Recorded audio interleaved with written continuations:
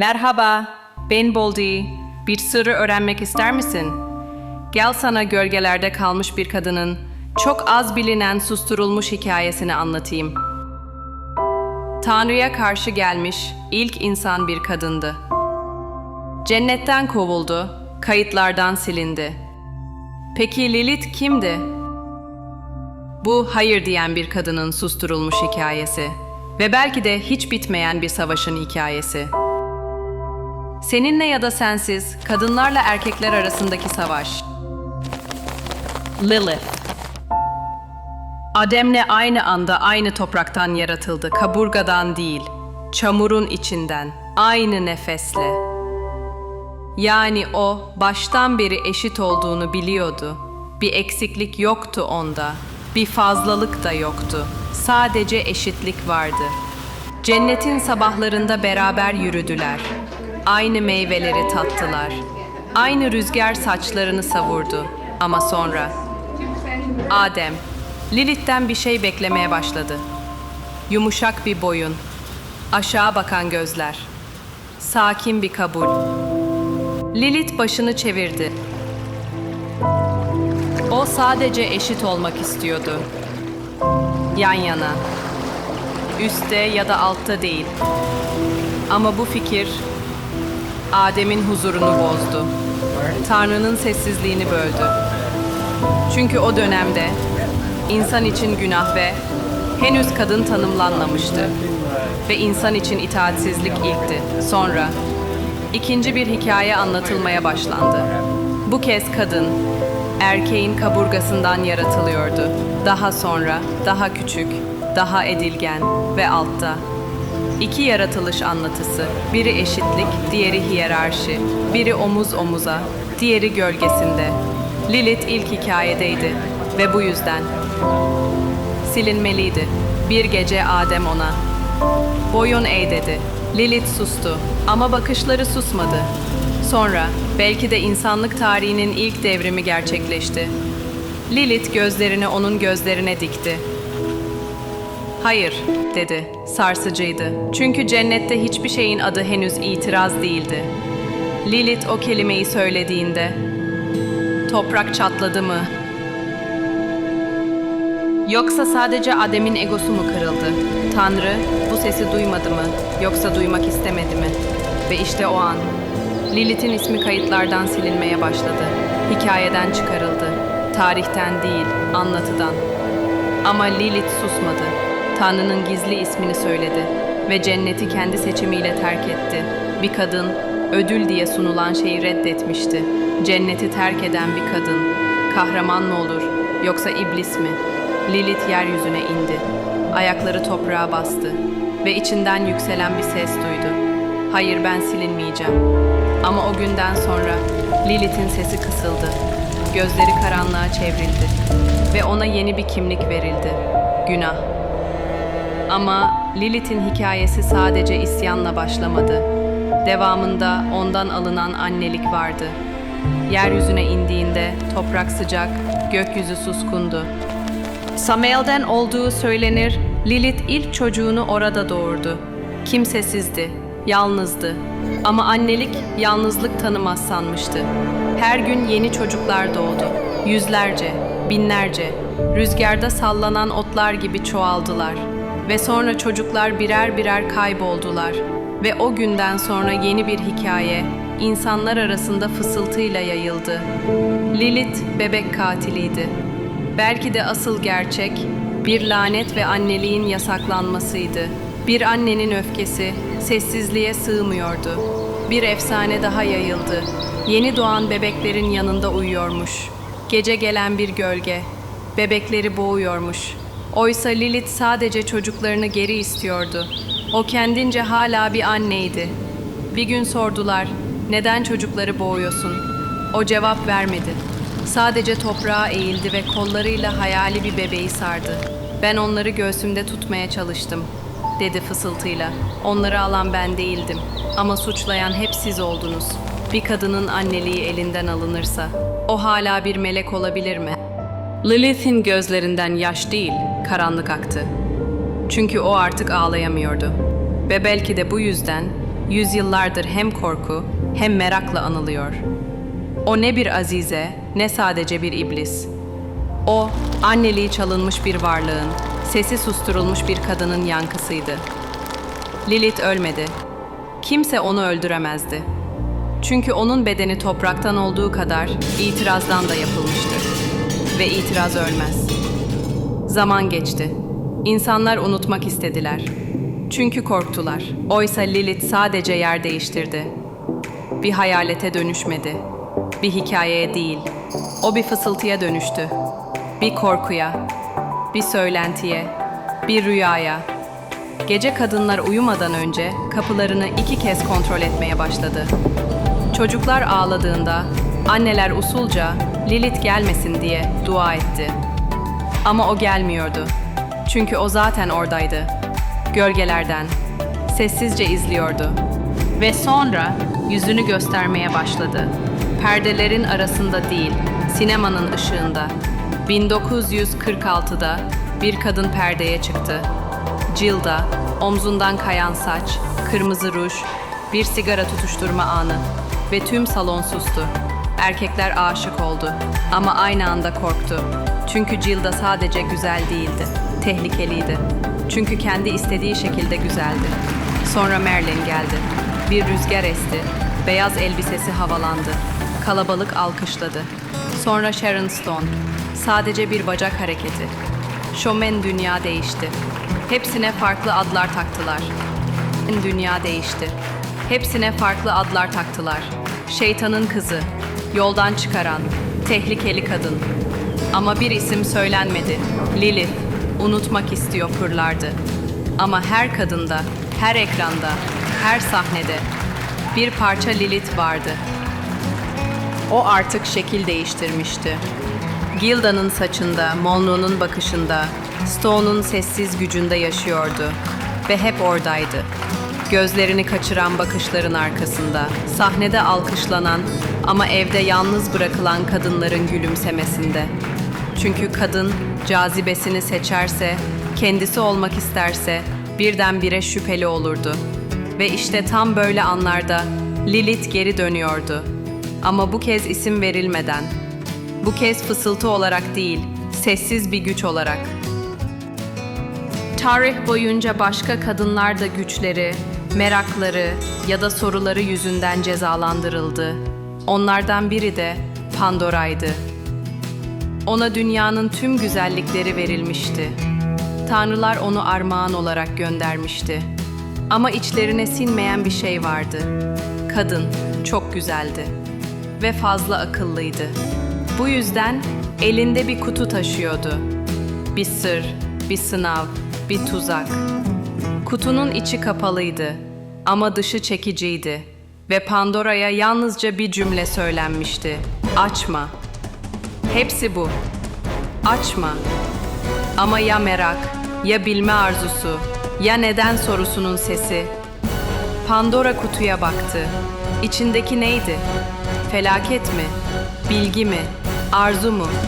Bir kadın sadece bakmak istediğinde, sadece anlamak istediğinde, dünya neden panikliyordu? O kutuyu açtı. Pandora'ya neden açtın demediler ve hiç cevaplamadılar, sadece nasıl cüret ettin dediler. Ama hiçbir tarih kitabı onun neden açtığını anlatmadı. Sadece sonucu yazdı. Felaketin sorumlusu kadındır.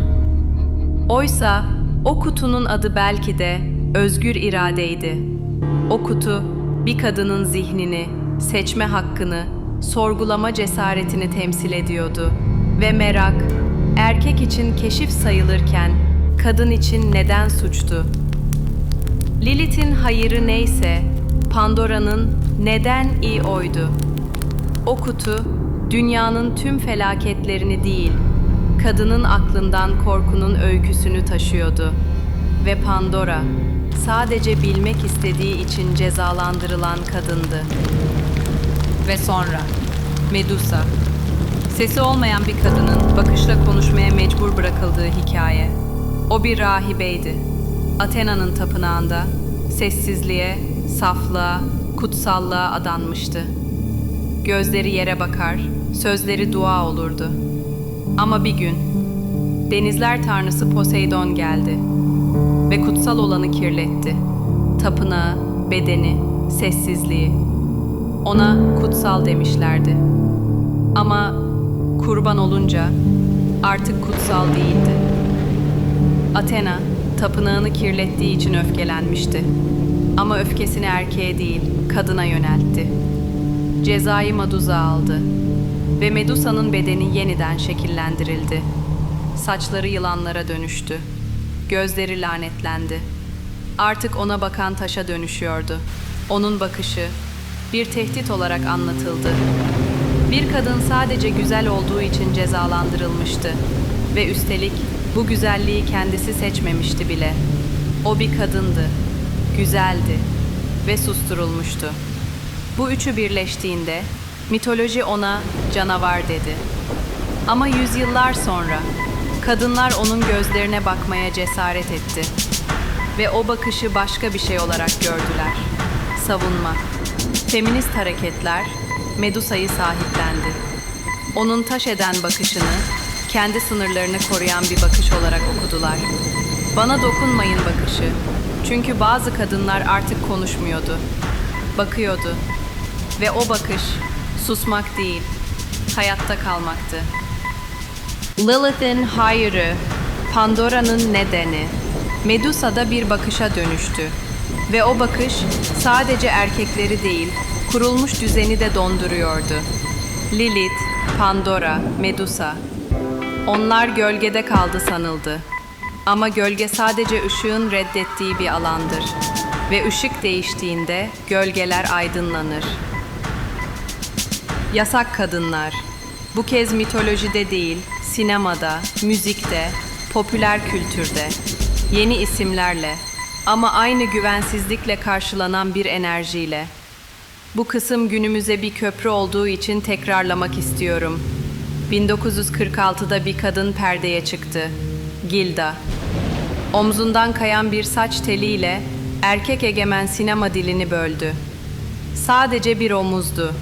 Ama o omuzda hem Lilith'in cesareti hem Medusa'nın laneti vardı. Kırmızı ruju sürdü, bir sigara tutuşturdu ve tüm salon sustu. Çünkü bu kadın bakılmak için değil, bakmak için gelmişti. Erkekler aşık oldu ama aynı anda korktu. Çünkü Gilda sadece güzel değildi. Sessiz ama güçlüydü. Kadınsı görünüyordu ama kontrol edilemiyordu. Ve kontrol edilemeyen kadın tehlikelidir. Sonra Marilyn Monroe. Bir rüzgarla havalanan beyaz elbise, masumiyetle arzu arasında gidip gelen bakışlar. Ama Marilyn'in gözlerinin derininde başka bir şey vardı. Yalnızlık. Herkes onu izliyordu. Ama kimse gerçekten görmüyordu. Çünkü bir kadını ikon yaptıklarında onu artık kişi olarak duyamazsın. Ve 1992'de Sharon Stone bir sandalyeye oturdu, bacak bacak üstüne attı ve sinema tarihi bölündü. Bir kadının vücudu üzerinden ancak bu kadar konuşulurdu. Ama o konuşmamıştı bile. Sessizlikle güç kurmuştu. Hepsine farklı etiketler taktılar. Şeytanın kızı, dişi şeytan, beyaz fahişe. Ama ortak bir şey vardı. Kendi bedenini, sesini, tarzını seçen kadınlar hep şüpheliydi. Çünkü eğer bir kadın kendi arzusu için güzelse, kendi bakışı için bakıyorsa, kendi kurallarıyla yaşıyorsa, ona mutlaka bir bedel biçilir. Ama onlar susturulmuş kadınların geri dönüşü. Bazen bir sahnede, bazen bir moda ikonunda, bazen bir TikTok kadrajında ama hep aynı hissi uyandırıyorlardı. Hayranlık ve huzursuzluk. Çünkü bu kadınlar birer kimlikti ve bu hala çok kişi için rahatsız ediciydi. Kadınlar tarih boyunca 3 yoldan birine zorlandı. Her biri başka bir arketipe açılıyordu. Her biri başka bir etiketle tanımlanıyordu. Ama ortak nokta hep aynıydı. Seçmeseler bile seçmiş sayıldılar. Ve her yolun bir bedeli vardı. 1. Bağlılık yolu. Bu psikenin yoludur. Aşkın peşinden giden kadın. Sadakatin, duygusal derinliğin ve fedakarlığın sembolü. Psişe, Eros'a aşık olduğunda onu hiç görmeden sevdi. Ama aşk körse bile kadın sezgisel olarak görmek ister. Ve bir gece merakla yanan bir lambayla Eros'un yüzüne baktı. Sonuç, cezalandırıldı. Çünkü ona bakmak bile yasaktı. Aşkı seçen kadın çoğu zaman kendi bakışını kaybeder. Bu yolun sonunda bazen evlilik, bazen annelik, bazen sonsuz bir bekleyiş vardır. Ama en çok da şu vardır: kendini unutmak pahasına sevmek. Sonraki videoda psikeyi derinlemesine analiz edeceğiz. Bağımsızlık yolu. Bu Artemis'in yoludur, yalnızlığın seçimi. Ama yalnızlık bir eksiklik değil, kendiyle dolu olmayı seçmektir. Artemis ormana gitti, erkeklerden, kentten, sistemden uzak. Kendi kurallarını koydu. Ailesiz, aşksız, yalnız ama özgür. Aynı yolu Amazonlar yürüdü. Rahibeler, sürgün edilen şifacı kadınlar. Ama bu yolu seçen kadınlara hep şunu dediler: yalnız kalacaksın. Oysa belki de yalnız kalmak daha az risk almak değil, daha çok kendin olmak demekti. Bu yolun sonunda sessizlik vardır. Ama o sessizlik bir tür güçtür. Söylemedikleriyle direnen bir kadın sesi. Lilith'in yolu. Arzu ve gücün birleştirdiği yol. Bu yol, hem en cezbedici hem de en tehlikeli görülen yol. Bu kadınlar ne aşkı reddeder, ne gücü. Ne arzudan korkar, ne yalnızlıktan. Onlar kendi vücutlarını bilir. Kendi isteklerini tanır. Ve bu yüzden femme fatale ilan edilirler. Ama çoğu zaman asıl tehlike onlar değil, onların özgür tercihleridir. Bu yolu seçen kadınlar çoğunlukla dışlanır. Çünkü toplum onların ne olduğunu bilmez. Aşık mı? Baştan çıkarıcı mı? Düşman mı? Ama belki de hepsi birden olabilirler. Çünkü Lilith'in yolu çoklukla barışmak demektir. Ama hangi yolu seçerse seçsin, kadın hep tanımlandı, sınırlandı, etiketlendi. Ve belki de en büyük yasak bu yolların dışına çıkmaktı. Bugüne geldiğimizde, dijital çağda, sosyal medyada, Lilith'in yankıları yeniden yükseliyor.